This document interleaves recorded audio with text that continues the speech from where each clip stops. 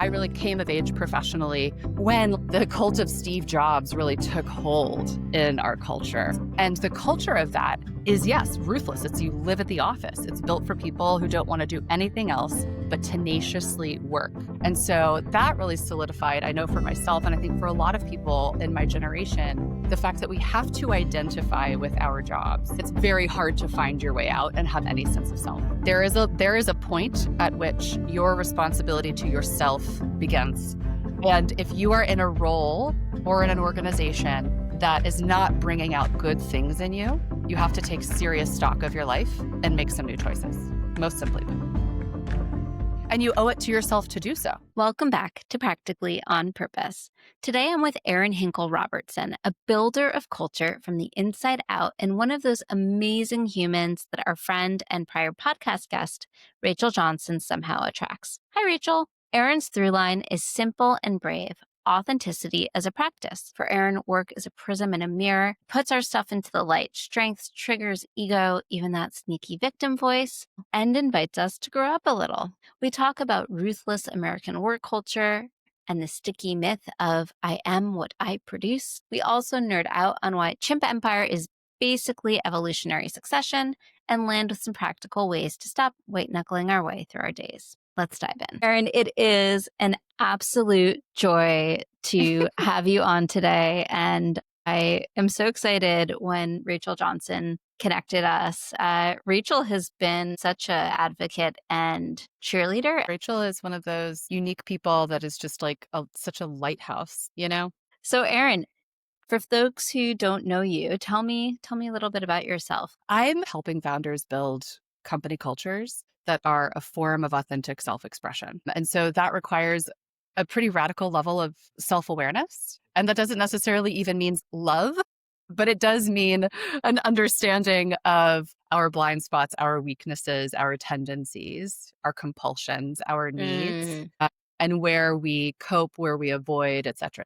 What I really like to help founders do is build workplaces where they can fill it with team members that can help them be in flow, right? So like that's kind of like that essential aspect of the authenticity and culture is how can they be managing and leading with all of the pressures of venture-backed environments and investors and boards and, you know, insane timelines for success. How can they be doing that as much of a tapped-in way as possible? When you describe it that way, I could see a lot of founders being like, I want that.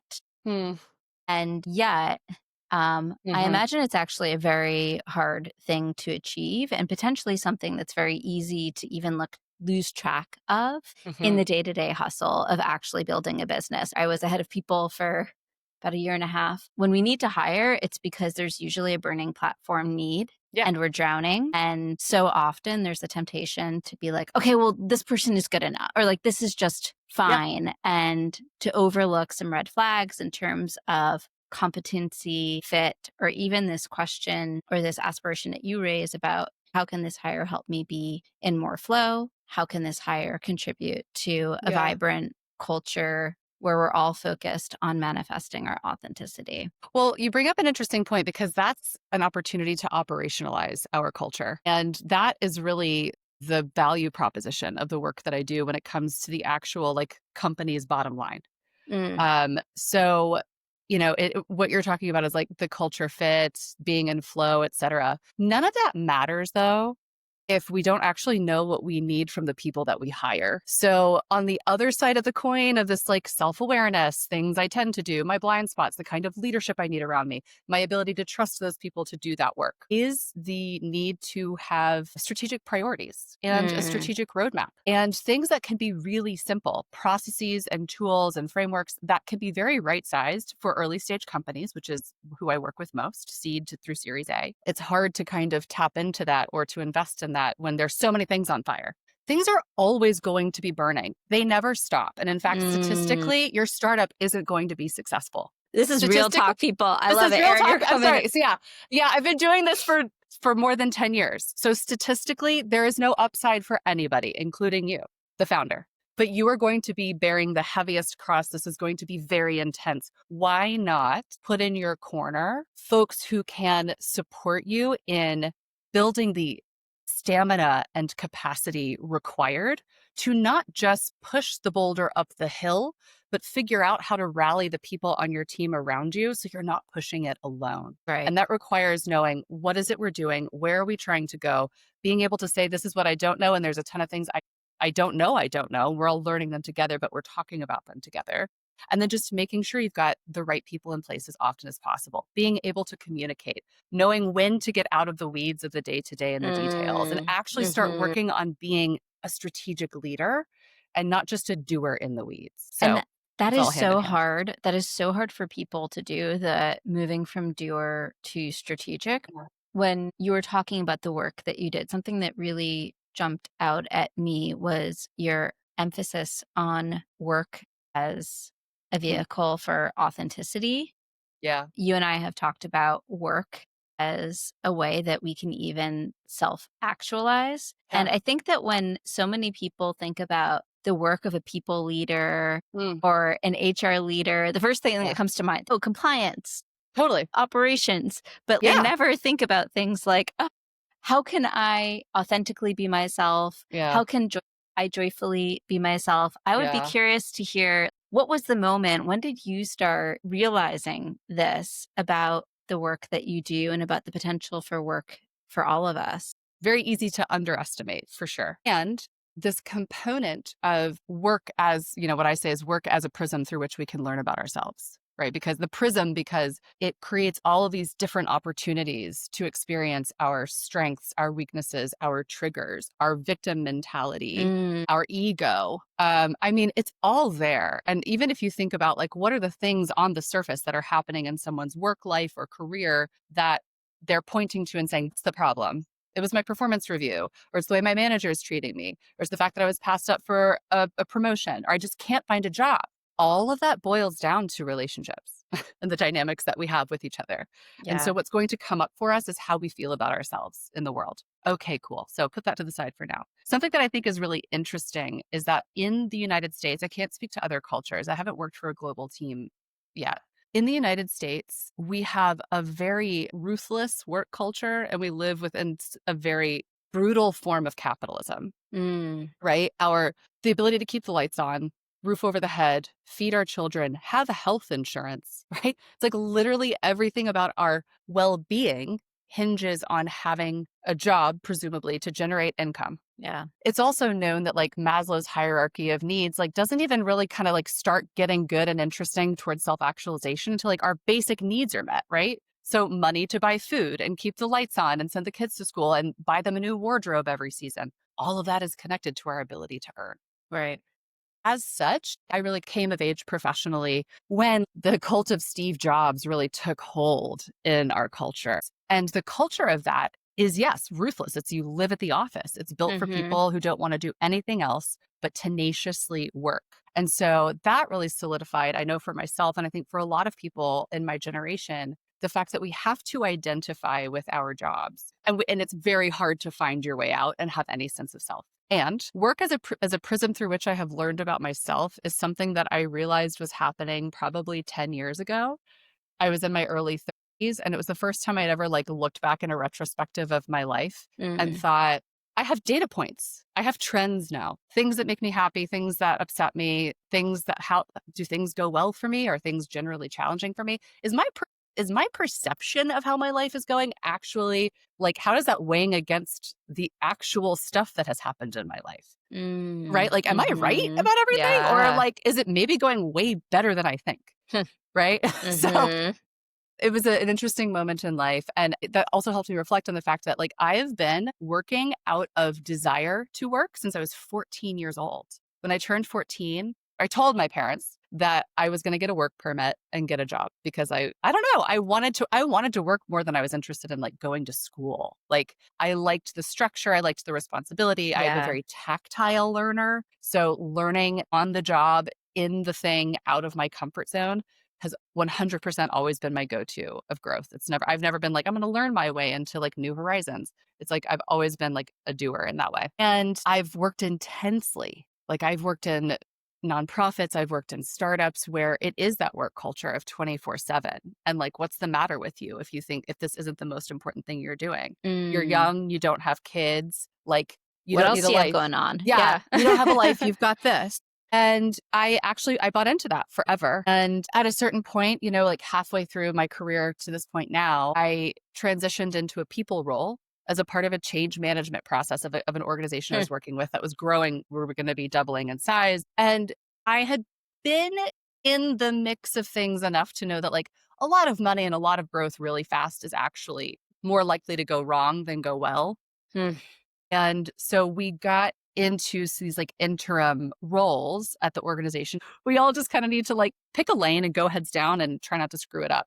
And so I picked the people lane. There was something about it that just felt really resonant. And then whenever I was exploring on the internet, like what is human resources for a 21st century company? Like everything I was reading just was a professional lightning bolt moment. And I've just been like a dog with a bone with it ever since. And this was the age of Google being like foosball tables, happy hour, private chef, Yes. yoga classes, on-site childcare, maybe, even though then I don't think anyone at No Google had one actually childcare. had kids. Yeah. No one had kids yet, right?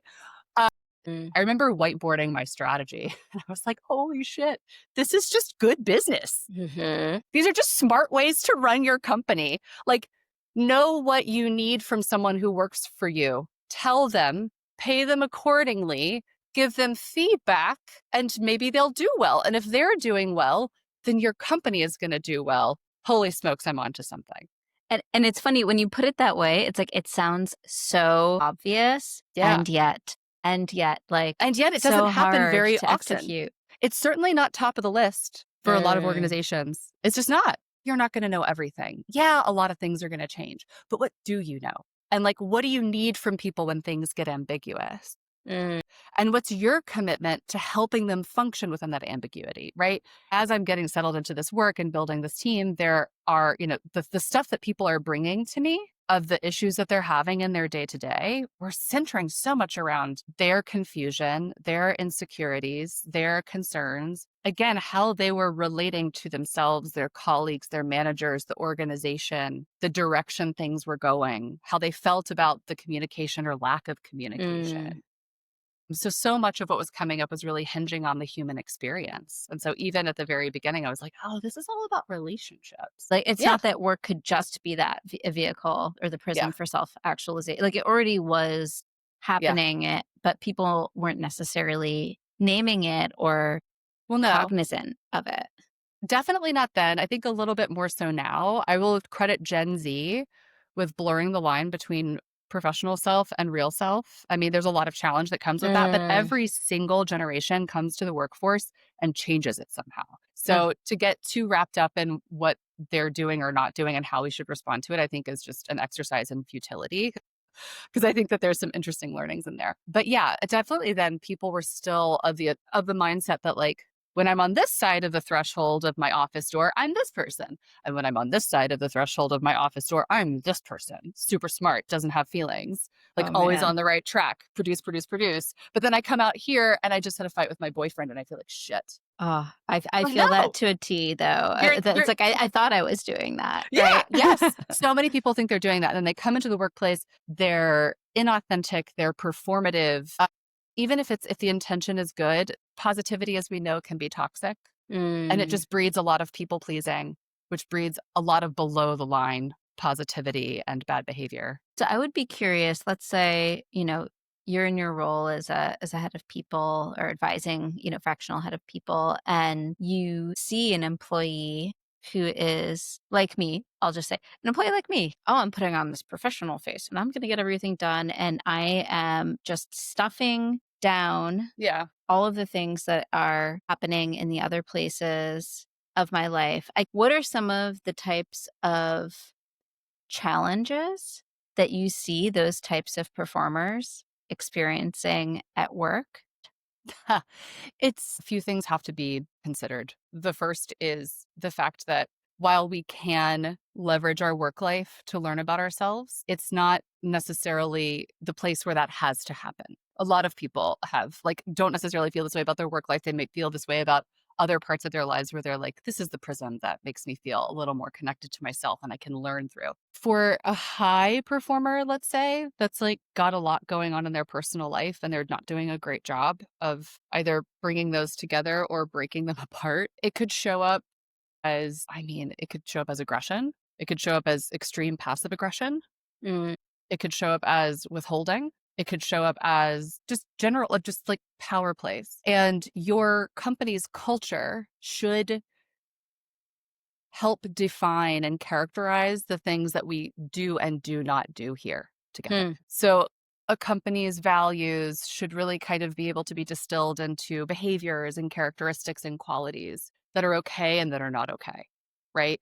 And that when that work is done, we don't have to spend a lot of time hemming and hawing and dealing with our own insecurities and emotional reactions to the behaviors of our colleagues. We can just kind of like defer to the guardrail of the thing that we mm, already worked on to say, oh, so and so is kind of sucking the air out of the room in these conversations because we're not moving it in the direction that they want to move it. mhm, That explicitly is not how we work together.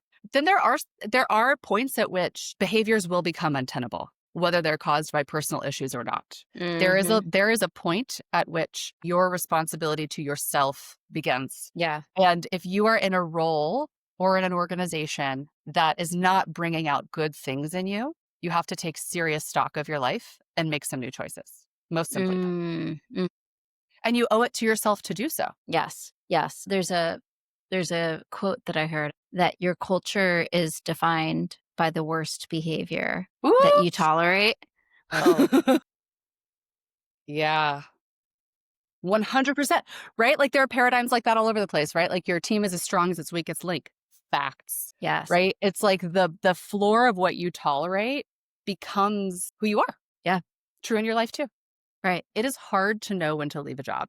It's hard to know if it's too early. It's hard to know if you're missing a moment to Mm, go. mhm. There could be some interesting like codependent dynamics that crop up real fast and solidify. And you could be a great person who's like, I see all the potential that this place has to offer. But if you're not in a position to actually make those decisions with dollar amounts, you have to decide if it's worth staying because it's probably not going to change. Mm, mhm. Right. So, like, finding the environments that are good for you, that bring out the best in you is really important. So, that's an aspect, getting away from like founders' radical self awareness, an individual's self awareness to know the spaces I thrive in and the spaces I don't. I was having a conversation recently with a client that's an executive at a high growth company, and they are clearly under stress and strain, sharing very candidly with me their relationship dynamics with other folks on their executive team. And so I asked, have you ever had great relationships with other executives or with your senior most leader? And if so, what were the qualities and characteristics of those leadership styles or of that environment? Mm, Like mhm. actually challenge yourself to try to zoom out to be like, where have I felt better every day? Yes. And how do I pattern spot and maybe find something like that? Or maybe Yeah. even just call those people and find out what they're up to right now. And if they're hiring or if they want to start a business.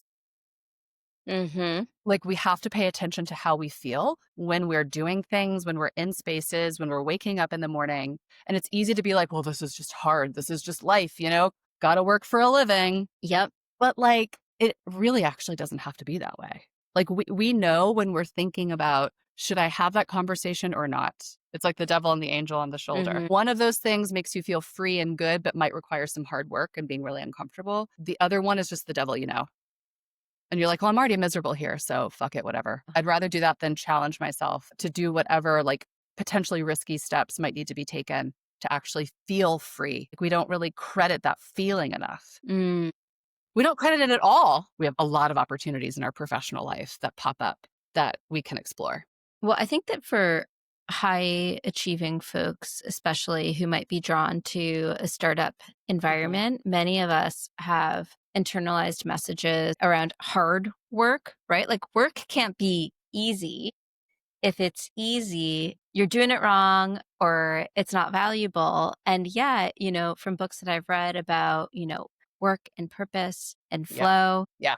there actually can and should be a sense of ease, right? For the most part, obviously stuff's going to come up, like it's Yeah. life, right? But there should be a fluidity Mhm. to how you navigate the situation, how you express yourself. Work doesn't need to be depleting, Mm-mm. was a big, big, big message for me that took me a very long time. I think I'm still wrestling with it, to be Yeah. honest. Yeah. When did that change for you? I would say as I was leaving my last job, there were a whole bunch of causes and conditions going on, but I just had the worst professional year of my life where I was working so incredibly hard at the startup, way harder than I was ever at a big law firm. And yet the team was so small and we were so under resourced. And then to your Mhm. point around even like things like going to the grocery store, things like, like taking care of yourself, activities of daily living, making sure you eat lunch, just core things like that. I was not taking care of myself. I was not putting the boundaries in place. So I think I got to a place of such depletion, such giving over too much that I was like, it can't be like this. And then, a whole bunch of people on like sort of like my personal advisory board, people who Yeah. love me and look out for me, they're like, yeah, dummy, it doesn't need to be like this. Why are you doing this to yourself? For me, it was almost like that moment of having to hit rock bottom. Yeah. And then I just needed to make a radically Yeah. different choice in order to create the space. I don't think that that's true for everyone. And I think that probably in most environments, in most situations, Mhm. you can try to Yeah. tweak, maybe working with Yeah. a coach or working with like a Yeah. great HR professional. Yeah. Yeah. Thank you for sharing that.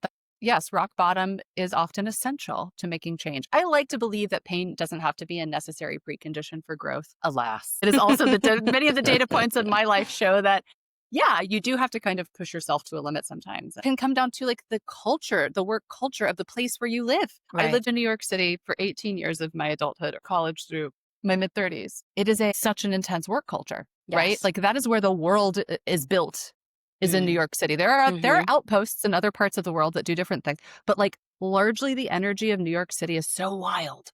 And it's not just like what folks are doing today. Think about the fact that people took voyages across the ocean in filth and squalor For months. for months at a time to get to New York City, sometimes recover in the hospitals on Ellis Island.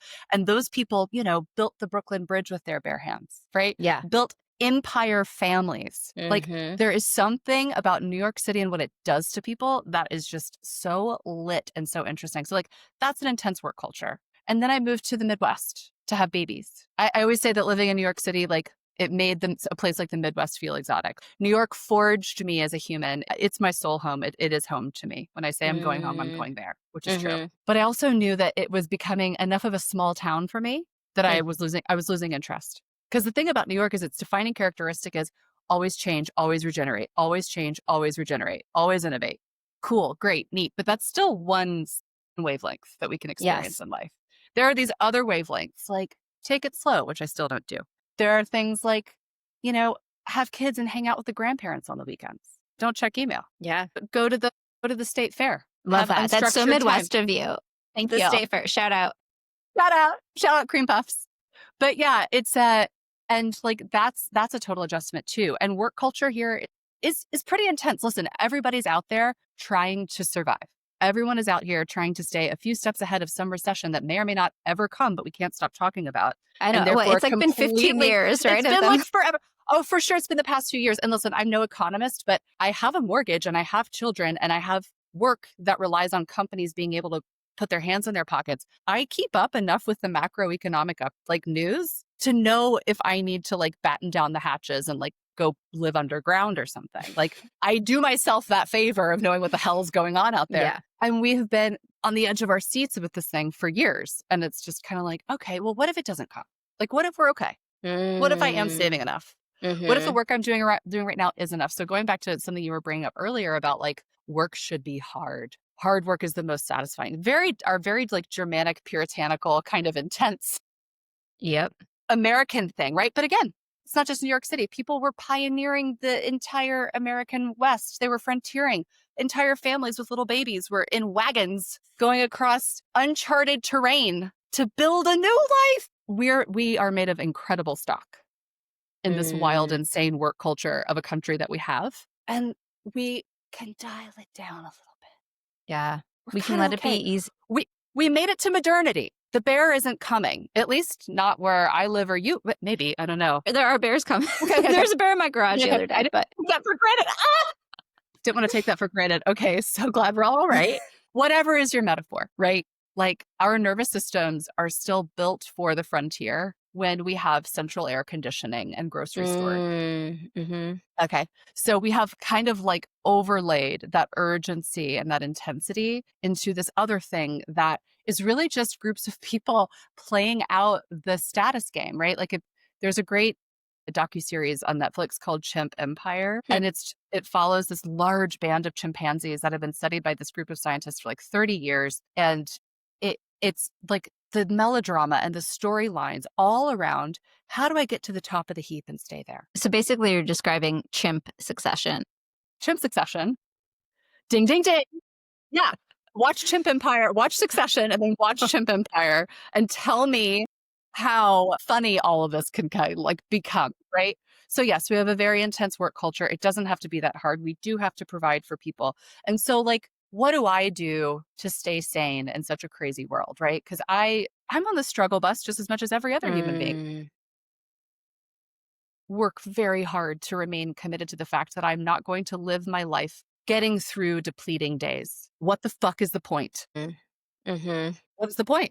And anyone listening who feels like they're clawing through life, it doesn't have to be that way because this is your life. And it's not like, okay, I hear this all the time, especially like, being around funders. It's like, okay, once we get through this big fundraise, it's going to be, and like, you're never going to Greece with your You're spouse. like, that's a lie. That vacation is never coming.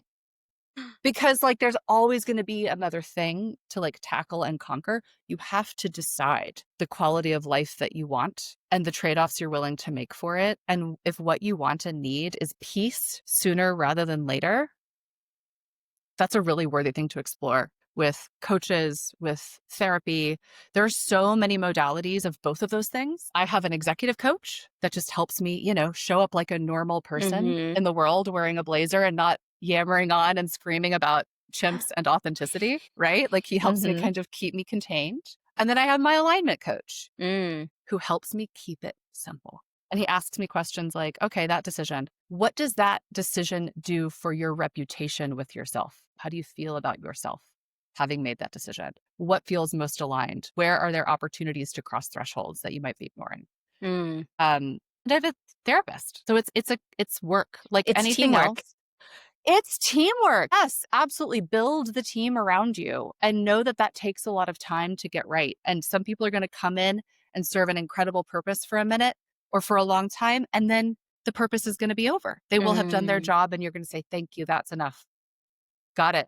And then you just keep moving. Also, take breaks. Take breaks from self-exploration and just go live your fucking life. There is a point where self-exploration becomes navel gazing. Yes. And I've been able to tell when I am still in my stories on repeat and it's just all about like me, me, me, me, me. And that's not actually like bringing things to me. It makes me feel like the world around me is getting smaller. And that's when I know it's time to just shut it down. Yes, because it's like existence is relational, right? It's like if you're not 1000%. getting the flows both ways and if you're just going in, it's like you're not really living. Yeah. Then. Yeah. Yeah. You're really not living then. Erin, I'd be curious to hear. Oh, yes. What are the practices that you do that help keep you grounded and showing up as your best self? Meditation has always been the simplest and most difficult. It's like eating my vegetables, but it's the most simple, highest ROI practice anyone could possibly engage with. And I believe fully it's not just meditative activities like walking and doing the dishes. It's sitting down and resting your nervous system for at least a few minutes a day.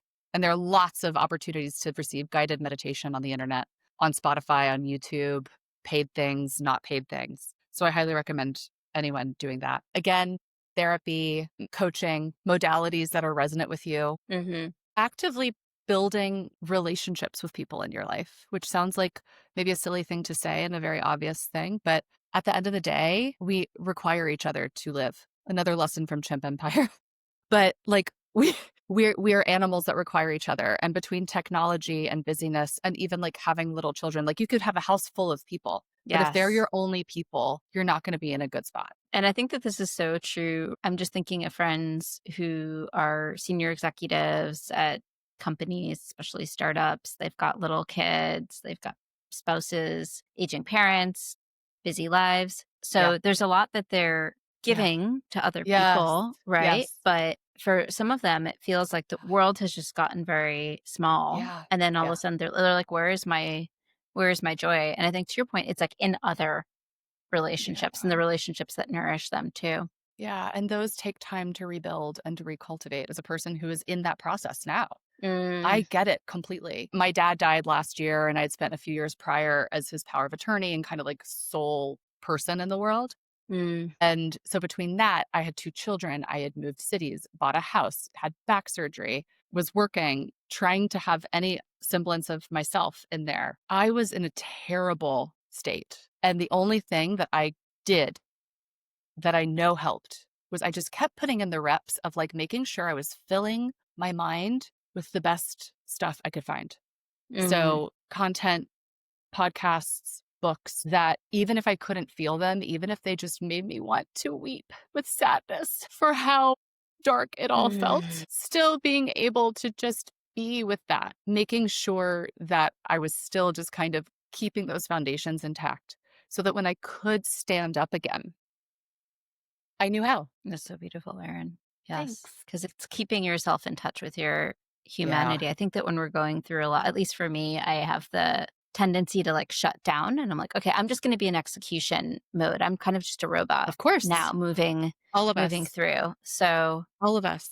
really All of keeping your us. humanity in it, Oh letting the god, yeah. emotions flow, feeling all of the richness and complexity of this life. Yes, so much easier said than done. Always kick ourselves because so many people go to the state fair just to eat, but our kids are so small and rambunctious that that's the last thing we think about doing.